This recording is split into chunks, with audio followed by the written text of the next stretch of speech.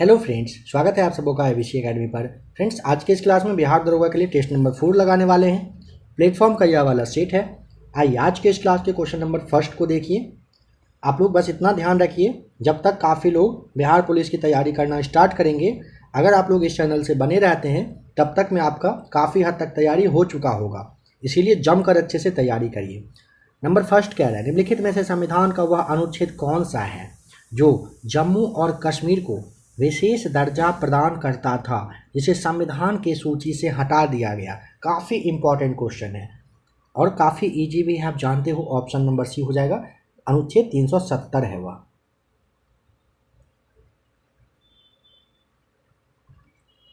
यहाँ पे कुछ स्पेशल यानी कि इंपॉर्टेंट जो फैक्ट है इसे समझ लेते हैं। जैसे 31 अक्टूबर का दिन था 2019 में, इसी दिन से जम्मू कश्मीर और लद्दाख को दो अलग केंद्र शासित प्रदेश बना दिया गया है। 370 का दर्जा जो था उसे समाप्त कर दिया गया है। नंबर सेकेंड को देखिए, संविधान का कौन सा वह भाग है जिसे आत्मा कहा गया है? तो ऑप्शन नंबर आपको यहाँ पर डी ध्यान होगा। संवैधानिक उपचारों का अधिकार अनुच्छेद 32 में दिया गया है और ये अम्बेडकर साहब कहे थे। हृदय कहिए या आत्मा कहिए, संवैधानिक उपचारों के लिए ना, संवैधानिक उपचार का जो अधिकार है ना, इसको डॉक्टर भीमराव अम्बेडकर साहब भारतीय संविधान के हृदय साथ ही साथ आत्मा कहे थे। यहाँ पे अगर आपको ध्यान हुआ, कल के ही डेट में जो क्लास आया था उसमें आपको जो खान सर वाला क्लास है उसमें बताया गया था संविधान का जो अनुच्छेद 32 है, ध्यान दें, अनुच्छेद 32 के तहत सर्वोच्च न्यायालय और अनुच्छेद 226 के तहत जो हाई कोर्ट है आपका, ये दोनों मिलकर ना 5 प्रकार के रिट जारी करते हैं। क्या करते हैं? रिट जारी करते हैं। मूल अधिकार के बारे में आपको पता है, ऑप्शन नंबर जो ए है, मूल अधिकार को संविधान का मैग्ना कार्टा कहा गया है। राज्य के नीति निर्देशक तत्व को संविधान का सामाजिक आदर्श जो आर्थिक आदर्श है ये कहा गया है। राज्य का जो नीति निर्देशक तत्व है ना, इसके बारे में पूछा जा सकता है कि इसे क्या कहा गया है? सामाजिक आर्थिक आदर्श कहा गया है। भारतीय संविधान का जो आपका उद्देशिका है, प्रेम्बल जो है उद्देशिका, इसको ना संविधान का मतलब कहिए कि आत्मा दर्शन, जन्म कुंडली, निचोड़ कुंडली, ये सभी कहा जाता है उद्देशिका को। ठीक है, आइए नंबर देखते हैं नेक्स्ट। ऑप्शन जो डी है इसको तो आपने देख ही लिया, संवैधानिक उपचारों का अधिकार। नंबर सेकेंड, क्लोरोफॉर्म का प्रयोग किस रूप में किया जा सकता है? क्लोरोफॉर्म का प्रयोग किस रूप में किया जा सकता है? निश्चेतक, याद कर लें, किस रूप में? निश्चेतक के रूप में किया जाता है। ऑप्शन बी सही जवाब है। क्लोरोफॉर्म का अगर रासायनिक सूत्र मान लीजिए पूछ लेता है तो आप ये याद रख लीजिएगा, क्लोरोफॉर्म का रासायनिक सूत्र है। नंबर 4, सिडेराइट किसका अयस्क है?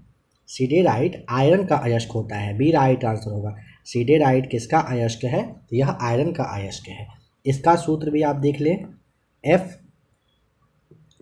FeCO3 होता है। ठीक है, सिडेराइट का जो सूत्र है FeCO3 बताइएगा। उपभोक्ता जागरण के लिए भारत सरकार का सबसे प्रचलित नारा क्या है? ऑप्शन नंबर ए, जागो ग्राहक जागो है। राष्ट्रीय अगर उपभोक्ता पूछ लिया जाए कि उपभोक्ता दिवस जो है, उपभोक्ता जागरण जो दिवस मनाया जाता है ना भारत में, कब मनता है? तो ये 24 मतलब ये 24 दिसंबर को तो मनाया ही जाता है, आप जानते होंगे।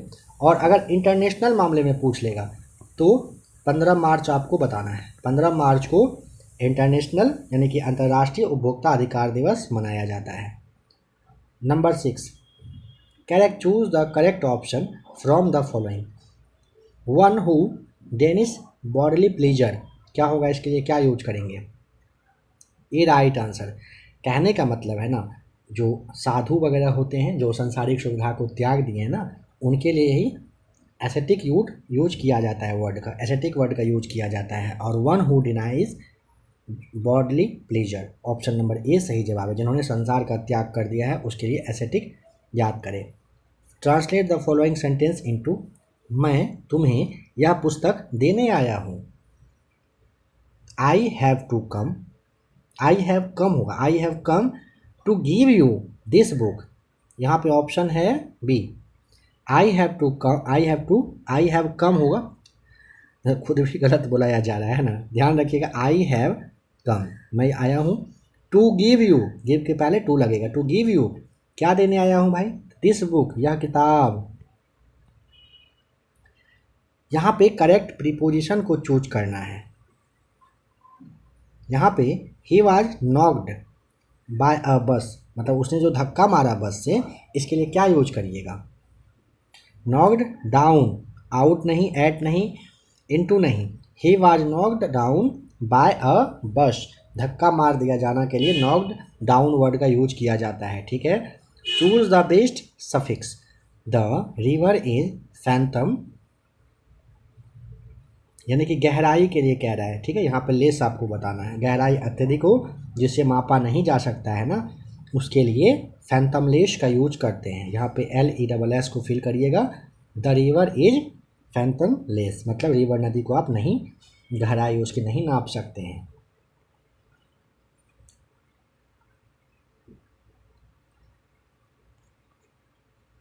शब्द कोपाकुल, इसका क्या अर्थ है, कोपाकुल का क्या अर्थ है, कोपाकुल का अर्थ होता है क्रोध से बेचैन, ऑप्शन नंबर बी, कोपाकुल का मतलब क्या होता है, क्रोध से बेचैन।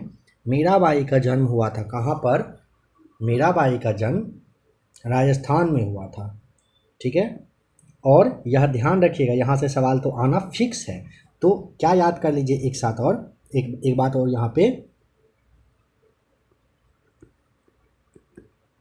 मेरता करके है, ठीक है, यहाँ का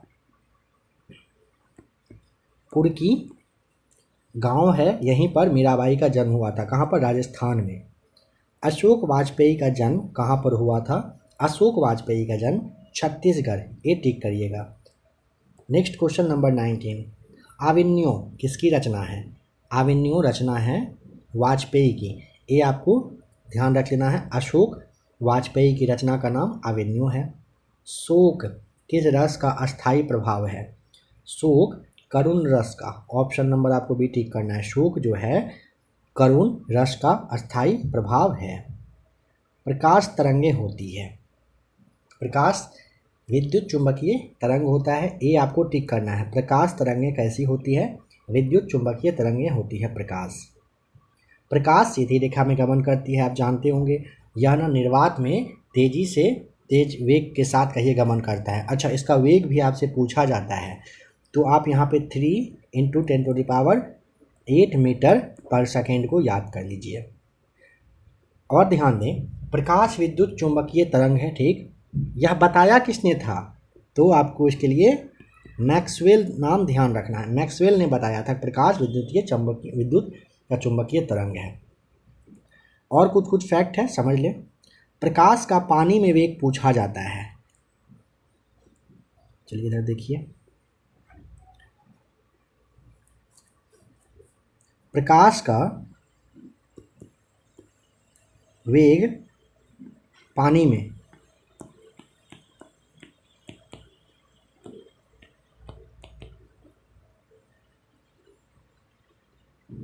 2.25 × 10⁸ मीटर पर सेकेंड होता है, ठीक है। और कांच में अगर पूछ लेगा इसकी चाल, कांच में प्रकाश की अगर चाल पूछता है, तब आपको 2 × 10⁸ यानी कि 2 × 10⁸ मीटर पर सेकेंड बताना है। काफ़ी VVI पॉइंट है, इसे आप स्क्रीनशॉट चाहें तो ले लीजिए, नहीं तो आपको याद हो तो अच्छी बात है, इसे अच्छे से समझ लीजिए बस। आ जाइए अब नेक्स्ट क्वेश्चन पर। बताइए, समतल दर्पण द्वारा बने प्रतिबिंब के संबंध में कौन सा कथन कह रहा है कि गलत है। तो देखिए, बिंब के समान साइज होता है इसका, सही है। यह काल्पनिक होता है, बिल्कुल सही है। समतल दर्पण के उतना ही पीछे होता है जितना वस्तु समतल दर्पण के सामने, सही है। वास्तविक होता है, जी नहीं, जब काल्पनिक कह दिया गया तो वास्तविक कैसे होगा, गलत जवाब है। यानी कि ऑप्शन नंबर आपको, समतल दर्पण के द्वारा बना हुआ जो प्रतिबिंब का गुण है ना, यह आभासी होता है, वस्तु के बराबर आकार का होता है, दर्पण के उतना ही पीछे बनता है जितना सामने वस्तु के बनता है। एक तरंग की आवृत्ति एवं आवर्त काल का गुणनफल क्या होता है? ऑप्शन नंबर आपको भी बताना है। 1 के बराबर होता है।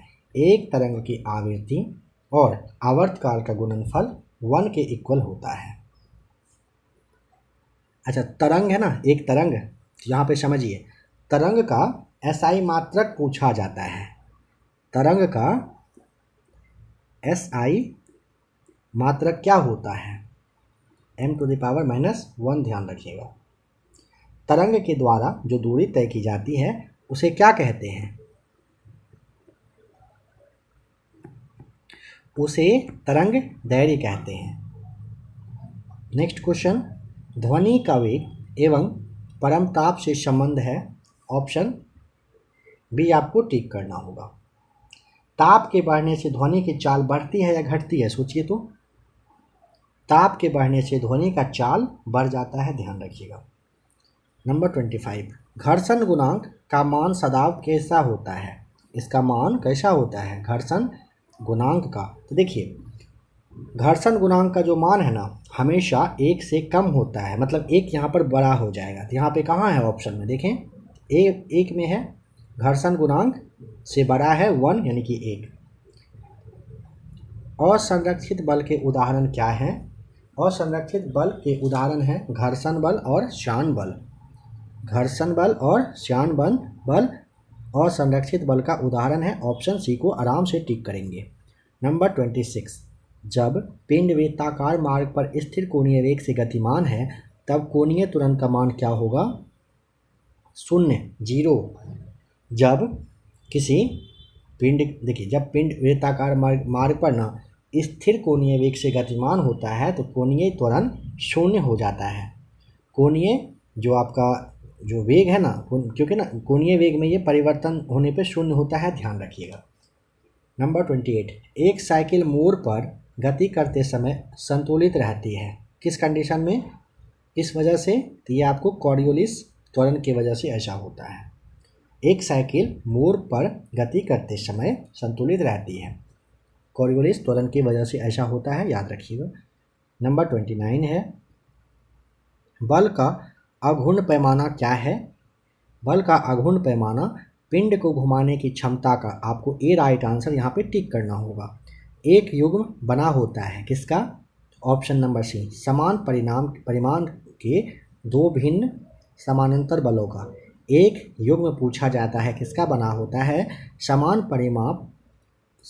परिमाप के 2 अलग अलग समानांतर बलों का बना होता है। सी आपको टिक करना है। एक देश के सामान्य निवासियों और उनकी संपत्तियों द्वारा उत्पादित सभी अंतिम वस्तुओं और सेवाओं का मूल्य यह कहलाता है, चाहे देश के बाहर हो या भीतर उत्पादन किया गया हो। ऑप्शन नंबर ए, सकल राष्ट्रीय उत्पाद कहलाता है। भारत में राष्ट्रीय और प्रति व्यक्ति आय पर रिपोर्ट देने के लिए निम्नलिखित में से कौन जिम्मेदार है?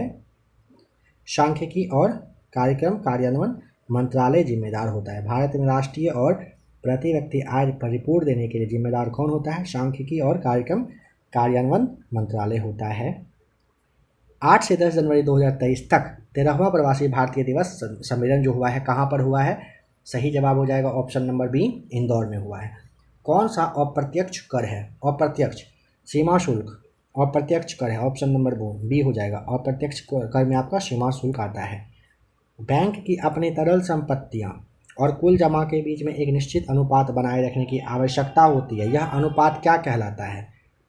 यह आपका सांविधिक तरल निधि अनुपात कहलाता है। SLR इसे आप कहते हो। नंबर 36 है, मुद्रास्फीति कम करने के लिए निम्नलिखित में से किन उपायों का उपयोग नहीं किया जा सकता है? यहाँ पे आपको बताना, देखिए सवाल कह रहा है कि मुद्रास्फीति अगर कम करना हो तो कौन सा चीज़ का यहाँ पर आपको यूज नहीं करना है? तो देखिए, यहाँ पे आप आरक्षित नकदी निधि अनुपात में वृद्धि कर देंगे, चलेगा। सांविधिक तरल निधि अनुपात में वृद्धि कर देंगे, चलेगा।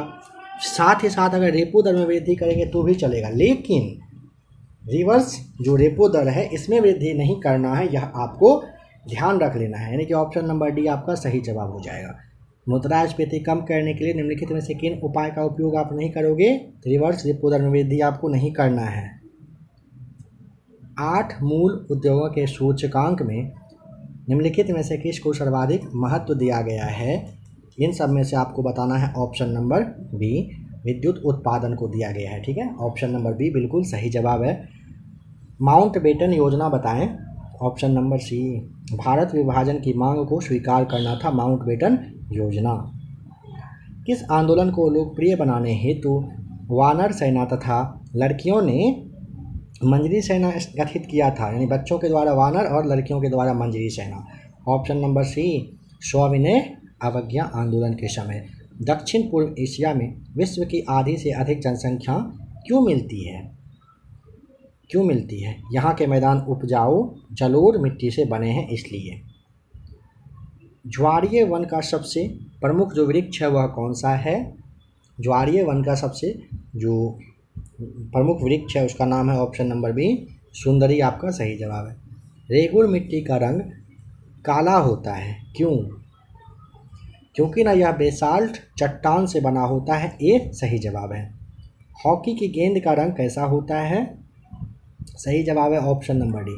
हॉकी के गेंद को आपने देखा होगा सफ़ेद होता है और इसका वजन भी आपसे पूछा जाता है, बताइए कितना होता है? 155 से लेकर के 163 ग्राम के बीच में इसका वेट रहता है। हॉकी भारत और पाकिस्तान का राष्ट्रीय खेल है, ध्यान रखिएगा। भारतीय हॉकी संघ की स्थापना हो चुकी है कब? 1925 में। इसका मुख्यालय नई दिल्ली में है। हॉकी को ओलंपिक में भी शामिल किया जा चुका है, कब? वर्ष 1908 में। स्वर्ण कमल पुरस्कार का संबंध किससे है? फिल्म से। ऑप्शन नंबर बी सही जवाब। बाउल किस राज्य का लोक नृत्य है? बाउल ऑप्शन नंबर आपको ए टिक करना होगा। कहाँ का? पश्चिम बंगाल का यह लोक नृत्य है। हड़प्पा संस्कृति निम्नलिखित में से किसके समकालीन थी? कांस्य युगीन। ऑप्शन नंबर डी आपको टिक कर देना है। हड़प्पा की लिपि भाव चित्रात्मक थी, ध्यान रखिएगा। हड़प्पा पंजाब राज्य के पाकिस्तान में आपको ध्यान रखना है, रावी नदी के तट पर है। हड़प्पा सभ्यता को आप सिंधु सभ्यता कहते हो। किस तरह का, शहरी या ग्रामीण था? शहरी सभ्यता था। सिंधु सभ्यता कैसा था, माता पर आधारित या पिता पे? तो मातृ सत्तात्मक था, माता पर था। सिंधु काल में जो लोग थे उनका मुख्य खाद्य पदार्थ क्या हुआ करता था? गेहूँ, जौ वगैरह हुआ करता था। निम्नलिखित में से कौन है जो जैन धर्म का महत्वपूर्ण सिद्धांत है? 47 स्यादवाद। ऑप्शन नंबर आपको बी टिक करना है।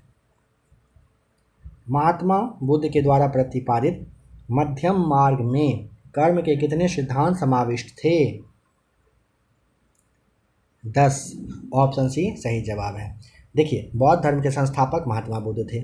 जन्म कब हुआ था? 563 में ईसा पूर्व में, आपको ध्यान रखना है। ठीक है, कहाँ पर हुआ था? कपिलवस्तु के पास में जो ये आपका लुम्बिनी है यहीं पर हुआ था। बचपन का नाम क्या था इनका? सिद्धार्थ था। देखिए, जामुन बेचने के लिए आया है जामुन। बचपन का नाम क्या था? सिद्धार्थ था।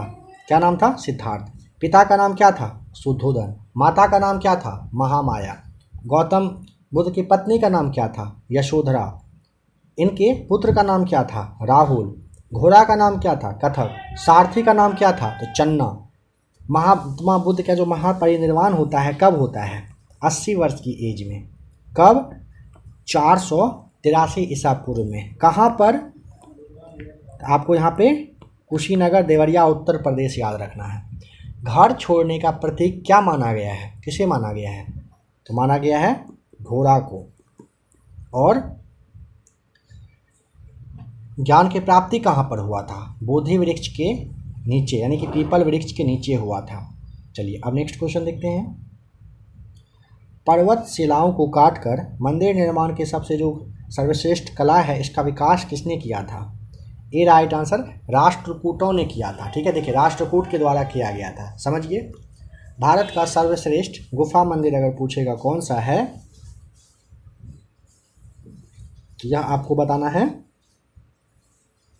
सर्वश्रेष्ठ कला का, देखिए सर्वश्रेष्ठ गुफा मंदिर अगर पूछेगा तो कैलाश मंदिर है। ठीक है, इसके बाद आप ध्यान रख सकते हैं जैसे में राष्ट्रकूट जो राजवंश है इसकी स्थापना किसने किया था? राष्ट्रकूट का किसने किया था? याद करिए, नाम है दंती दुर्ग। ठीक है, दंती दुर्ग ने किया था।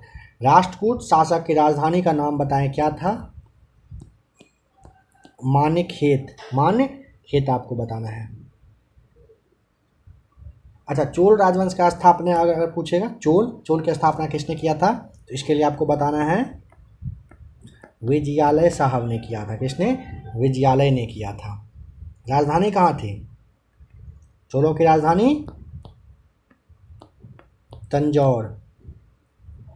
पाल वंश का अगर पूछेगा, ऑप्शन नंबर बी, पाल वंश के संस्थापक गोपाल थे।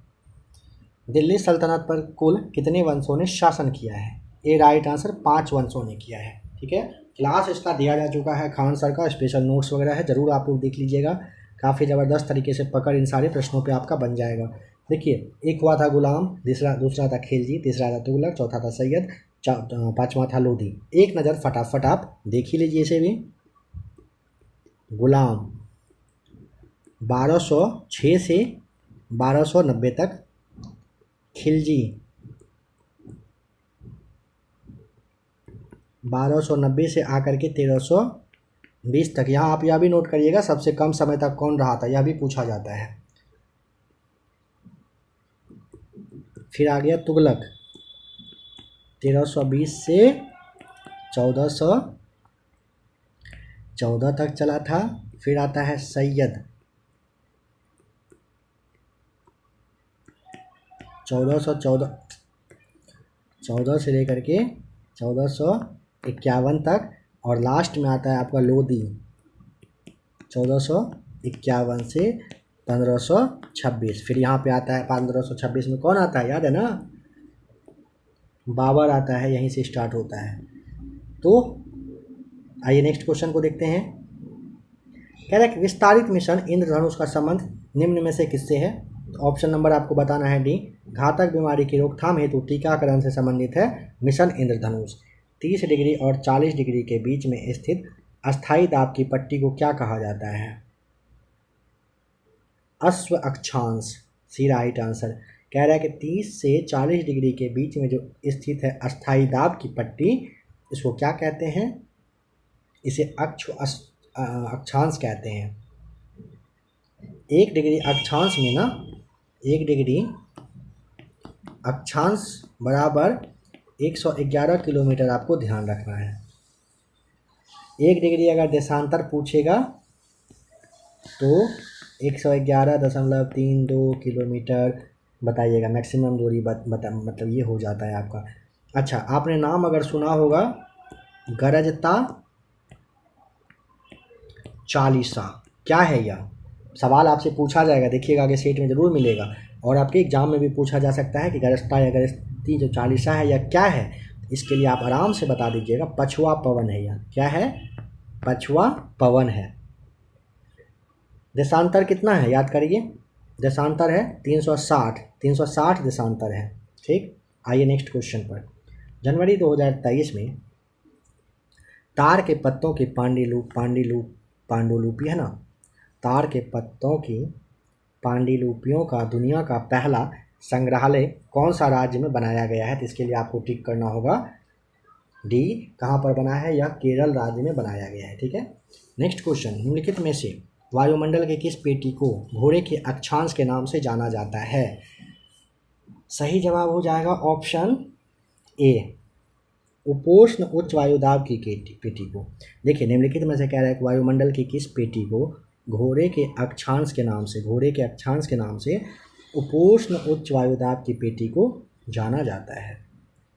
समुद्र की गर्म धाराएं ध्रुवों की ओर जाती है। समुद्र की गर्म धाराएं ध्रुव की ओर जाती है या नहीं? तो बताइएगा हाँ, एकदम जाती है। विश्व मानवाधिकार दिवस मनाया जाता है कब? सी राइट आंसर, 10 दिसंबर को मनाया जाता है। 10 नवंबर को मनता है मलाला दिवस। 20 नवंबर को क्या मनता है? सार्वभौमिक बाल दिवस। अंतर्राष्ट्रीय ओजोन दिवस मनाया जाता है 16 सितंबर को, और विश्व खाद्य दिवस मनाया जाता है 16 अक्टूबर को। पोंगल क्या है? नंबर 57 का बताइए, पोंगल क्या है? पोंगल फसलों का त्यौहार है, तमिलनाडु का ये मेन त्यौहार होता है। ये सही जवाब है। सूर्य की सबसे अधिक तिरछी किरण कहाँ पर पड़ती है बताइए?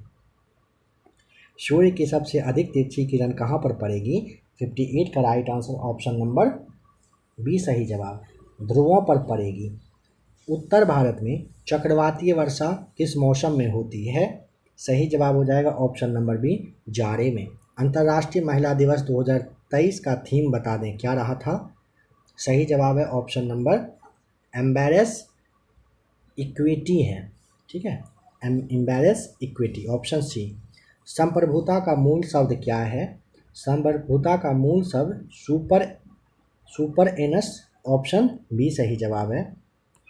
एक सामान्य शुष्क सेल में विद्युत अपघटय कैसा होता है? 62 का सी राइट आंसर हो जाएगा। अमोनियम क्लोराइड आपको बताना है, यानी कि NH4Cl बताइएगा, ammonium chloride. Plaster of Paris का रासायनिक सूत्र बताना है, क्या है? Option number CaSO4। चलिए यहाँ दिया हुआ है पूरा वाला, CaSO4 इंटू 1/2 H2O बताना होता है आपको, ठीक है। और 2 CaSO4 इंटू H2O, यानी कि ऑप्शन नंबर डी बिल्कुल सही कह रहा है कि बी और डी का मिश्रण, यहाँ पे आप बी और सी का मिश्रण याद कर लीजिएगा। वायु क्या है? नंबर 64 में वायु एक सामांगी मिश्रण, ऑप्शन नंबर सी है। विरंजक चूर्ण के लिए कौन सा असत्य है? देखिए, जल में अधिक विलय है, हाँ। पीले रंग का चूर्ण है, नहीं। ऑक्सीकारक है, हाँ। तनु अम्ल की प्रतिक्रिया से क्लोरीन निष्कासित करता है, बिल्कुल करता है, यानी कि ऑप्शन नंबर बी 64 का विरंजक चूर्ण के लिए गलत दिया हुआ है। हल्का पीला नहीं होता है, कैसा होता है? फिर सवाल यह बन सकता है, तो सफ़ेद रंग का होता है यह विरंजक चूर्ण। मधुमक्खी कॉलोनी के सदस्य एक दूसरे को किस प्रकार से पहचानते हैं? गंध से। शहद का प्रमुख घटक क्या है? फ्रक्टोज, ऑप्शन नंबर आपको डी बताना है, शहद का प्रमुख घटक है यह। वृक्षों से पुराने पत्ते का गिरना दर्शाता है? क्लोरोफिल में मैग्नीशियम की कमी को दर्शाता है, ये सही जवाब है। वर्तमान प्रमाण के अनुसार पृथ्वी पर सबसे पहले किस जीव का उद्गमन हुआ था? जलीय जीव को आप बता सकते हैं, ऑप्शन नंबर बी सही जवाब हो जाएगा। पृथ्वी की आयु अगर आपसे पूछ लेगा तो 4.6 अरब आपको बता देना है। लैटिन शब्द मैंडेमस यानी कि परमादेश का अर्थ क्या होता है? हम आदेश देते हैं, ये अनुच्छेद से संबंधित आपका सवाल आ गया, सुप्रीम कोर्ट से संबंधित था। देखिए, जीवन चक्र की दृष्टि से पौधे का सबसे महत्वपूर्ण अंग कौन सा होता है? ए पुष्प। डॉल्फिन वर्गीकृत किए गए हैं किस चीज़ में? डॉल्फिन स्तनी वर्ग का, ऑप्शन डी राइट आंसर है। प्रकाश संश्लेषण प्रक्रिया के लिए अनिवार्य कच्ची सामग्री क्या है? ऑप्शन नंबर आपको कार्बन डाइऑक्साइड, जल एवं सूर्य का प्रकाश, क्लोरोफिल बताना है, यानी कि प्रकाश संश्लेषण प्रक्रिया के लिए ये सभी चीज़ों की ज़रूरत पड़ती है। निम्नलिखित में से कौन सा वसा पाचक एंजाइम है? 74 का right answer option number D बताइएगा, लाइपेज। कौन सा राज्य अनिवार्य अंग नहीं है? कौन सा राज्य का अनिवार्य अंग नहीं है? संप्रभुता है, भूमि है, जनसंख्या है, प्रजातंत्र नहीं है, सी राइट आंसर है। बताइए, पुस्तक है स्पिरिट ऑफ लॉज, निम्न में से किस सिद्धांत का यह प्रतिपादन किया है? ए राइट आंसर हो जाएगा, शक्ति पृथक्करण के सिद्धांत को। भारत का प्रधानमंत्री चयनित होता है, नियुक्त होता है, मनोनीत होता है या निर्वाचित होता है? बी राइट आंसर टिक करिएगा, नियुक्त होता है, बी सही जवाब है। भारत में किस वर्ष लेखांकन को लेखा परीक्षक से पृथक किया गया था? 78 का राइट आंसर बताइए क्या होगा? ऑप्शन नंबर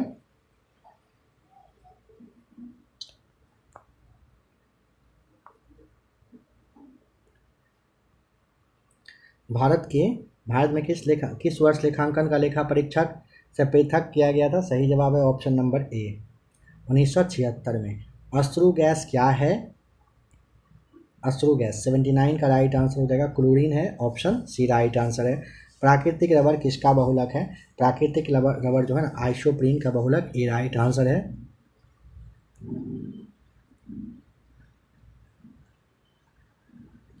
(1789) की क्रांति के बाद में फ्रांस में किस प्रकार की शासन व्यवस्था स्थापित हो गई थी? सही जवाब हो जाएगा ऑप्शन नंबर डी, सांविधानिक राजतंत्र स्टार्ट हो गया था। 4 जुलाई, ये आपका 14 जुलाई का डेट भी आपको ध्यान रखना है। 14 जुलाई को ये हुआ था, फ्रांस की क्रांति। जुते हुए खेत का प्रमाण किस हड़प्पाई स्थल से मिला है? Kalibangan, option C. भारत में हरित क्रांति किस दशक में शुरू हुई थी? 1960 के दशक में, ऑप्शन बी राइट आंसर है। भारत में कुल्लू घाटी निम्नलिखित में से किसकी खेती के लिए फेमस है? सेब के लिए। कुल्लू किसके लिए है? सेब के लिए फेमस, ऑप्शन सी सही जवाब है। निम्नलिखित में से वह इस्पात संयंत्र कौन सा है जिसकी स्थापना दूसरे वाले पंचवर्षीय योजना के दौरान नहीं की गई थी? देखिए, बोकारो इस्पात संयंत्र यहाँ पे सही दिख रहा है। इसका स्थापना जो है 1964 में हुआ था। किसकी सहायता से? रूस की। साथ ही साथ भिलाई, दुर्गापुर और राउरकेला संयंत्र की स्थापना दूसरे वाले पंचवर्षीय योजना के समय में किया गया था। राउरकेला है ना, राउरकेला इस्पात संयंत्र की स्थापना जर्मनी की सहायता से, ठीक है, जर्मनी की सहायता से हुआ था। दुर्गापुर वाला जो है ना, दुर्गापुर, ये हुआ था ब्रिटेन की सहायता से, ठीक है, इंग्लैंड की सहायता से कह सकते हैं। भिलाई हुआ था किसके?